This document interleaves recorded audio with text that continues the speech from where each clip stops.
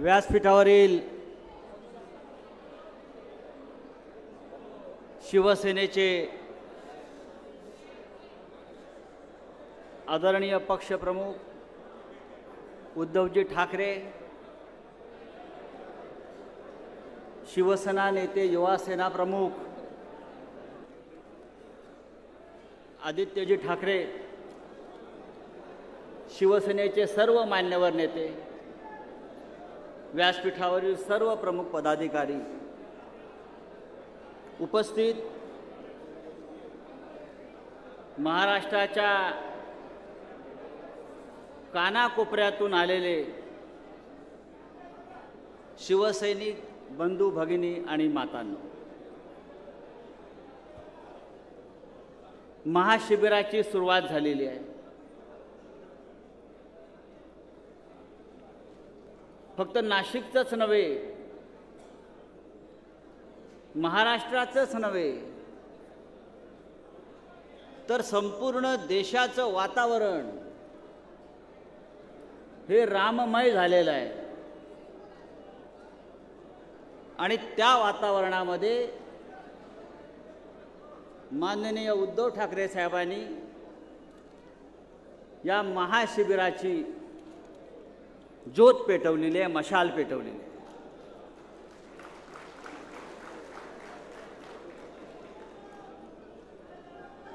मित्रांनो, प्रभु श्री राम से हमारा पुराना नाता है.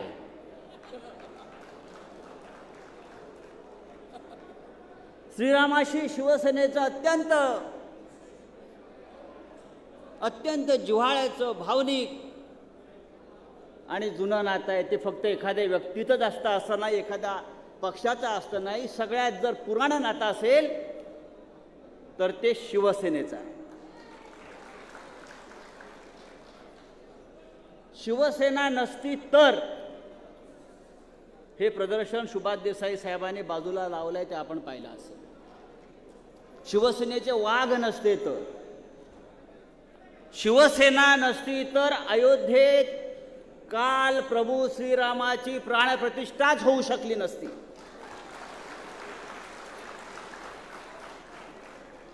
शिवसेनेचे वाघ तिथे पोहोचले.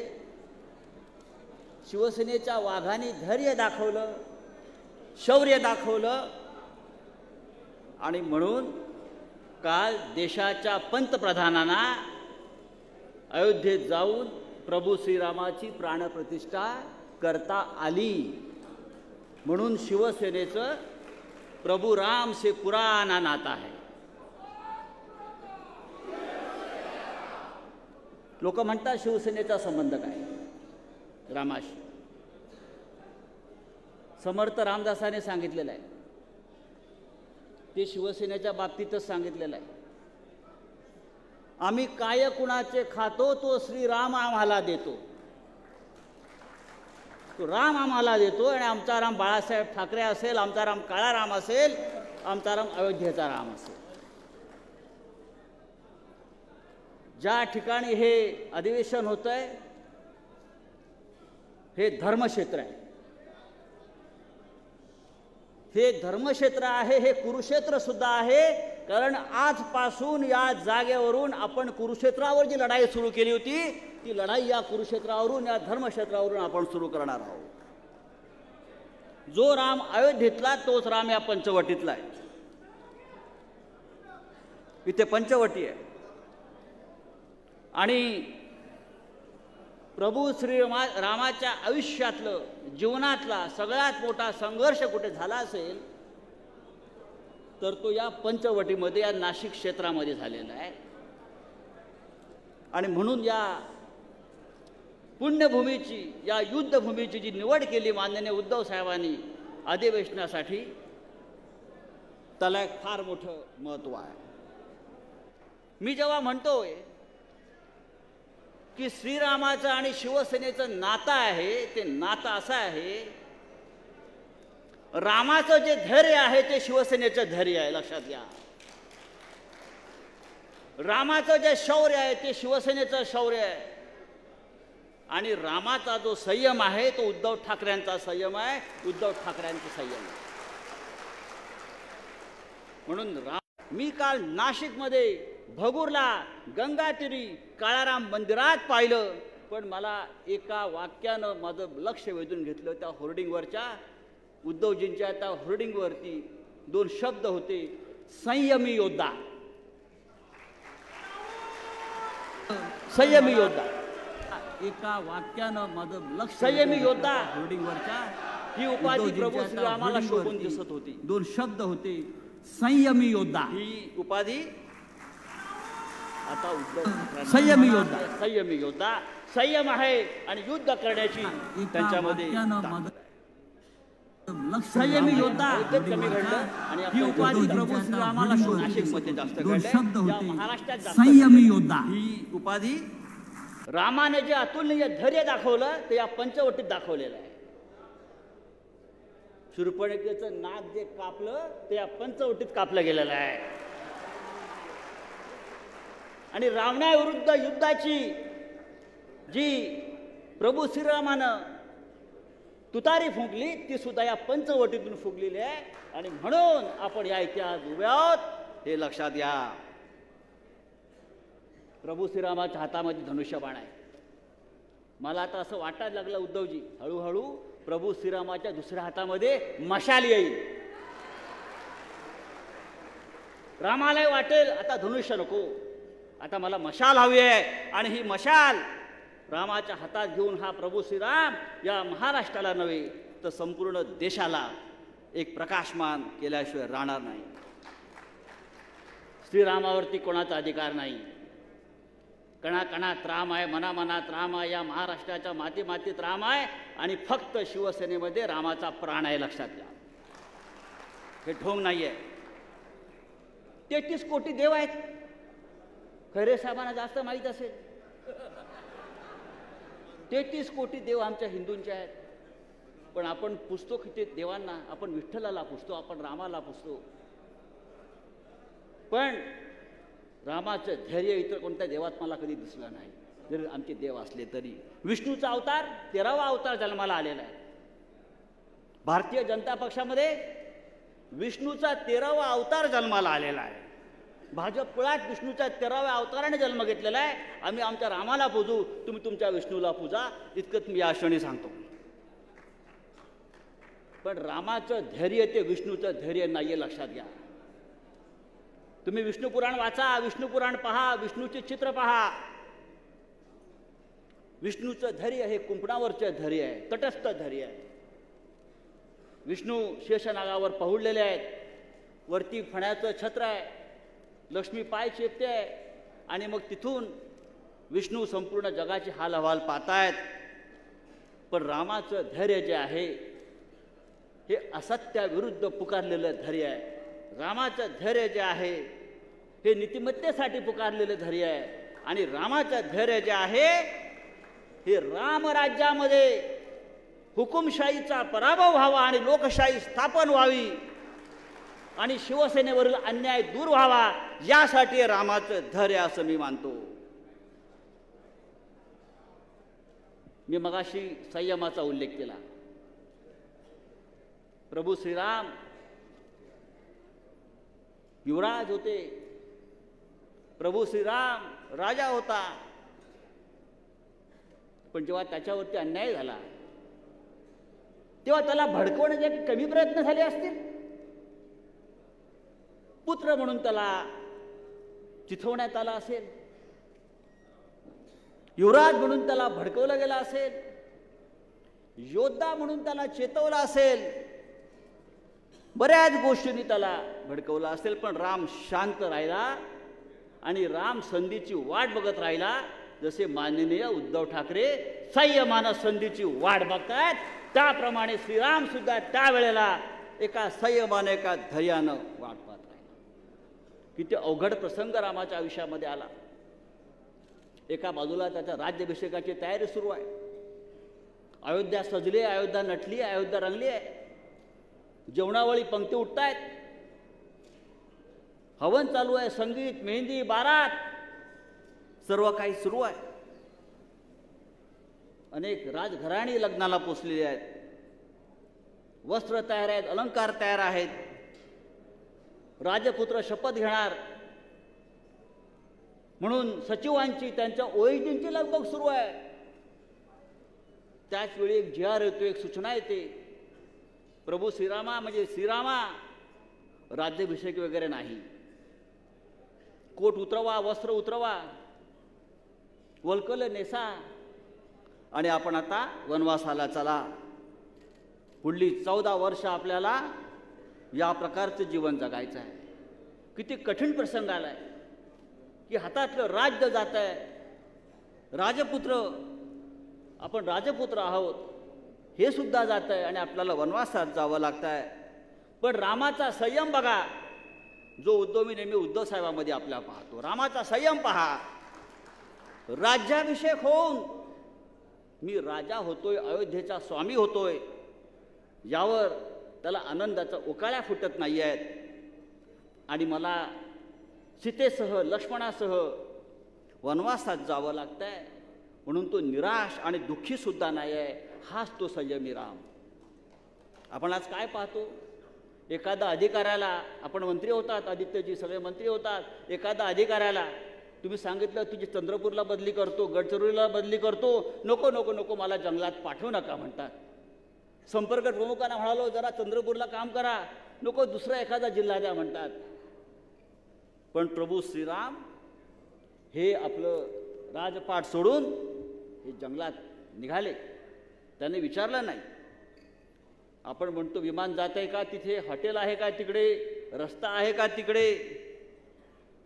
एक गोष्ट आपण इथे समजून घेतली पाहिजे, जो आजच्या या महाशिबिराचा खरा सार आहे आणि तो सार रामकथेमध्ये आहे. म्हणून मी आज रामावर बोलतोय, राजकारणावर बोलत नाही. याच्या महाशिबिराचा जर मुख्य सारांश कोणता असेल तो रामकथेमध्ये आहे, तो रामामध्ये आहे.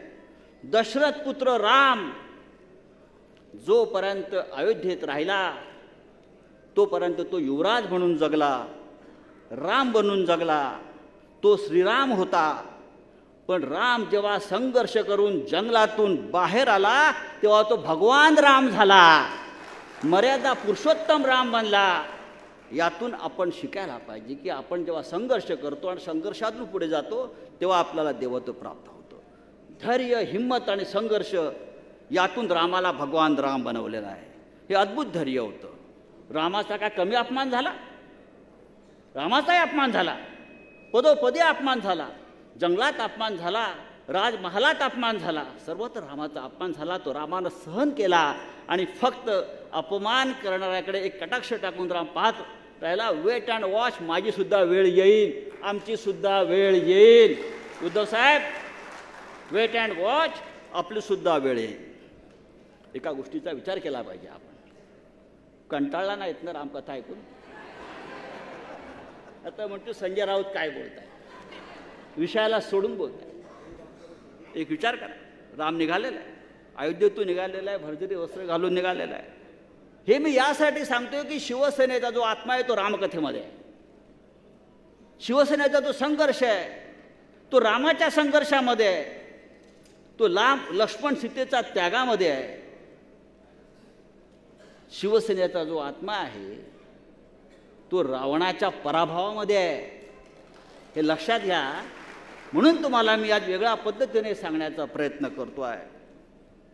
राम जेव्हा निघाले अयोध्येतून, उद्धव साहेब, आदित्य, राम जेव्हा अयोध्येतून निघाले, वल्कल नेसून निघाले, त्या काळातलं ते सगळ्यात मोठं या भूमीवरचं खानदान होतं.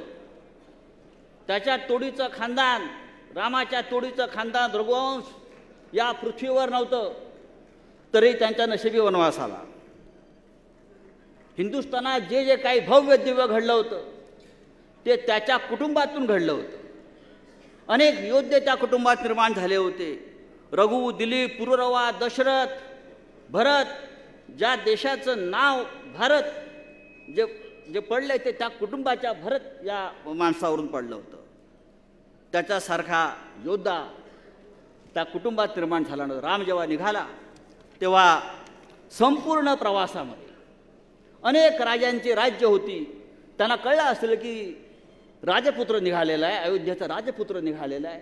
आपण त्याला भेटलं पाहिजे, आपण त्याचं स्वागत केलं पाहिजे, त्याला मदत केली पाहिजे.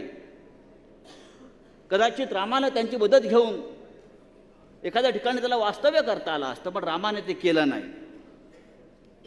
पण त्यांनी संपूर्ण त्या प्रवासामध्ये रामाने एक केलं. कोणत्याही राजाची, कोणत्याही वतनदाराची, कोणत्याही सरंजामदाराची मदत घेतली नाही, तर राम आपल्या सोबत सगळ्यांना घेऊन गेला. ती सामान्य माणसं होती, ती वानर होते, ती माकडं होती, आपल्यासारखी साधी माणसं होती, वंचित होते, आदिवासी होते. लक्षात घ्या, वंचित होते, आदिवासी होते, ओबीसी होते, क्षत्रिय होते, सगळे होते. आणि त्या सगळ्यांना घेऊन राम पुढे गेला. त्याला माता शबरीचे आशीर्वाद होते, कारण त्याला माहीत होते रामाचा एक निर्धार पक्का होता. रामाचा निर्धार असा होता की ज्या अन्यायाविरुद्ध, ज्या अत्याचाराविरुद्ध मी लढायला उभा ठाकलेलो आहे, ती लढाई मला जी लढायची आहे, ती धनिकांच्या मदतीने मला लढायची नाही आहे, ती अंबानी अडाणीच्या मदतीने मला लढायची नाही आहे. ती लढाई मला या माझ्या सामान्य शूर अशा योद्ध्यांच्या ताकदीवर मला ही लढाई लढायची आहे, त्याने ठरवलं.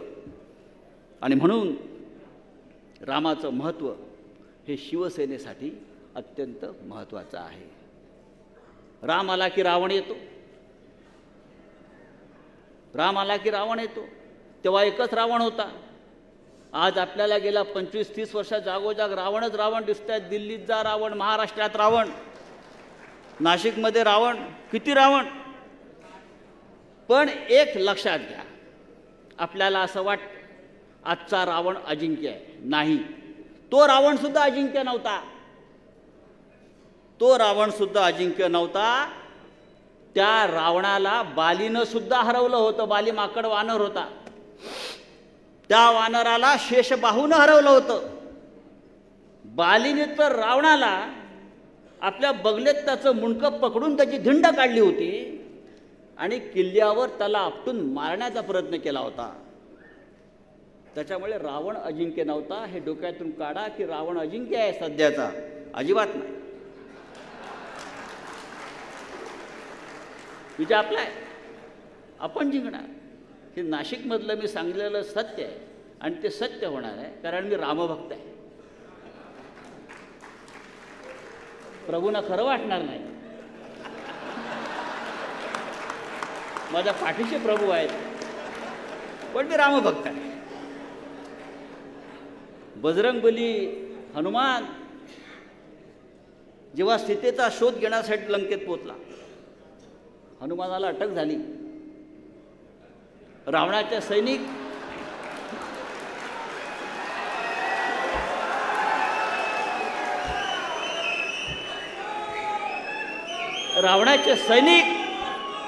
रावणाचे सैनिक त्याला जेरबंद करून रावणाच्या दरबारात घेऊन गेले. रावण हसला आणि म्हणाला, काय रे वानरा, मला ओळखत नाहीस? तुझी हिंमत कशी झाली माझ्या राज्यात येण्याची? अरे तो हनुमान बजरंगबली, अरे तुला ओळखतो ना, अरे तो तूच ना, ज्या बालीनं बगलेत पकडून तुझ्या दारावर आपटून तुला मारण्याचा प्रयत्न केला होता आणि तुझी धिंड काढली होती. त्याबरोबर रावणाचा चेहरा पडला. हे मी यासाठी सांगतोय, हनुमान भर दरबारामध्ये हे यासाठी म्हणाला, कारण त्याला रावणाचा कॉन्फिडन्स लूज करायचा होता. तुम्ही तुला मारू शत्रूचा कॉन्फिडन्स पहिला लूज केला पाहिजे. अरे कोण भारतीय जनता पक्ष, कोण नरेंद्र मोदी, कोण देवेंद्र फडणवीस, कोण अजित पवार, कोण एकनाथ शिंदे, कॉन्फिडन्स लूज करा. रावणाचा कॉन्फिडन्स पहिल्या भेटीत हनुमानानं तोडला आणि तिथेच रावण हरला. पहिल्या भेटीत रावणाचा कॉन्फिडन्स हनुमानानं तोडला. अरे तू तोच ना, तुला एका वांद्रानं तुझी वांद्रानं आपटून मारलं होतं. पहिल्या भेटीत रावणाचा कॉन्फिडन्स हनुमानानं तोडला, म्हणून रावण रामाकडून पराभूत झाला. अरे मला एका वांद्रानं मारलं. एक लक्षात घेतलं पाहिजे, रामकथेमध्ये अनेक गोष्टी असतील. मी तुम्हाला काही उदाहरणं दिली. मला माहिती आहे वेळ संपत चाललेला आहे.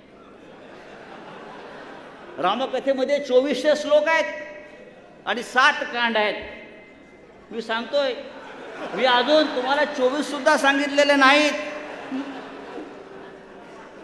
रामाच्या जीवनातला सगळ्यात कठीण प्रसंग कोणता असेल तर तो लक्ष्मणाला मूर्छा आली, लक्ष्मण कोसळ. हा त्याच्या जीवनातला सगळ्यात कठोर प्रसंग होता. हनुमानाला सांगितलं संजीवनी गुटेगा घेऊन या.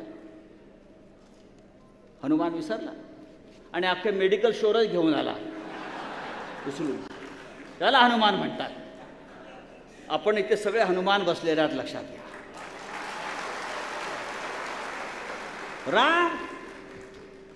रामामध्ये उत्तम लिडरशिप क्वालिटी होती. रामासारखा नेता झाला नाही, लक्षात घ्या. राम देव नव्हता, राम नेता सुद्धा होता. रामानं काय केलं? रामाने आपल्यातल्या सामान्य वंचितांना, शूद्रांना, कार्यकर्त्यांना नेता बनवलं. त्याने बालीला नेता केलं, त्याने सुग्रीवाला सेनापती केलं. ज्या सुग्रीवाची बायको बालीनं तिचं हरण केलं होतं, बरं का, त्याने त्या सुग्रीवाला ताकद दिली आणि बालीचा वध केला आणि सुग्रीवाला नेता केला. हे रामाचं नेतृत्व गुण आहेत. रामाने एक अत्यंत महत्त्वाची गोष्ट मी सांगतो आणि हा विषय संपवतो. लिडरशिप क्वालिटी काय असते जी आपण रामकथेतून शिकली पाहिजे, जी आपण रामाकडून घेतली पाहिजे. हनुमान कोण होता? आपल्या दृष्टीनं हनुमान एक वानर होतं, एक शेपटी त्याला आहे, आपण त्याला पूजा करतो.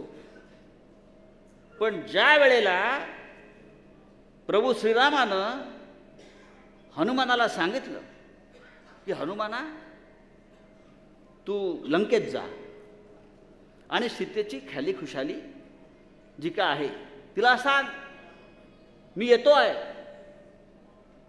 काळजी करू नकोस. आपण असतं तर काय केलं असतं? आपण एखाद्या शाखा प्रमुखाला जरी काही काम सांगितलं तरी 10 वेळा त्याला समजलंय ना तुला, मग त्याच्यावरती अजून 2 माणसं आपण नेमतो. अरे बघ तो काय करतो आहे. त्याचा हनुमानावरती विश्वास होता. दोघांमधला संवाद इतकाच आहे वाल्मिकी रामायणामध्ये की तू जा, मी खुशाल आहे, सांग तू खुशाल राहा, लवकरच मी येतोय.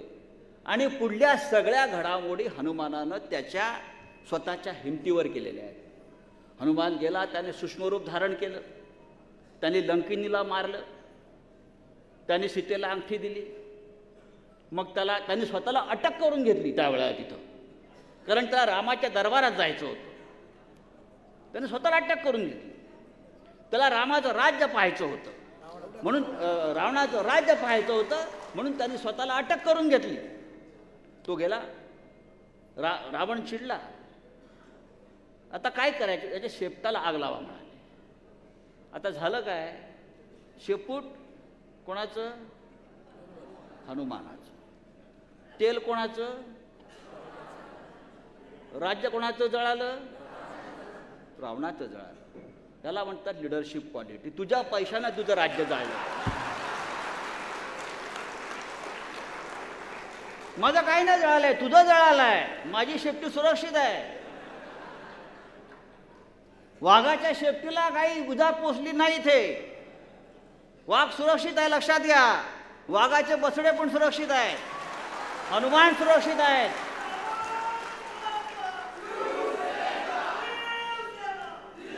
तर रामानं हनुमानाला जे सांगितलं ते तेवढंच सांगितलं आणि बाकी पुढलं सगळं रामायण हनुमानानं निर्माण केलं. याला म्हणतात लिडरशिप क्वालिटी, नेतृत्व. आपल्या सहकार्यांवरती विश्वास ठेवा. आपले सहकारी ताकदीचे आहेत, ते करू शकतात. इकडली दुनिया तिकडे करू शकतात. उद्धवजी हे एवढे हनुमान इथे बसलेले आहेत. लंकेला आग लावायला किती वेळ लागतो आहे? तुमच्या आदेशाची गरज नाहीये. आम्ही आहोत. आजच्या महाशिबिराचं वैशिष्ट्य तेच आहे. उद्धवजी आम्ही आहोत हे सांगण्यासाठी आम्ही चाललेलो आहोत. तुम्ही आहातच. रामाच्या कथेचा दुसरा शेवटचा एक सार सांगतो आणि विषय संपवतो. नेतृत्व जे ईश्वरानं निर्माण केलेलं आहे ते माझं भाग्य आहे. हे राम सांगतो. जे ईश्वरानं निर्माण केलेलं आहे ते माझं भाग्य आहे. आलतू फालतू मिंधेच्या कारस्थानानं माझं भाग्य बदलणार नाही. आमच्या भाग्यात आहे ते आम्ही शौर्यानं लढून मिळवू. समय से पहले और भाग्य से ज़्यादा कुछ नहीं मिलता, हा रामकथेचा मुख्य सार आहे. आम्ही लढून मिळवू, आम्ही जिंकू. आणि आमचं जे राज्य तुम्ही हिसकवण्याचा प्रयत्न केलेला आहे त्या राज्यावर जो मगाशी आपण जे भगवा झेंडा फडकवला आहे त्यापेक्षा उंचा भगवा झेंडा जो गगनाला गवसणी घालेल तो आपण फडकवू. हे आजचं महाशिबिर त्यासाठी आहे. उद्धवजी आम्ही आहोत, हे हनुमान आहेत. जय हिंद, जय महाराष्ट्र आणि जय श्रीराम.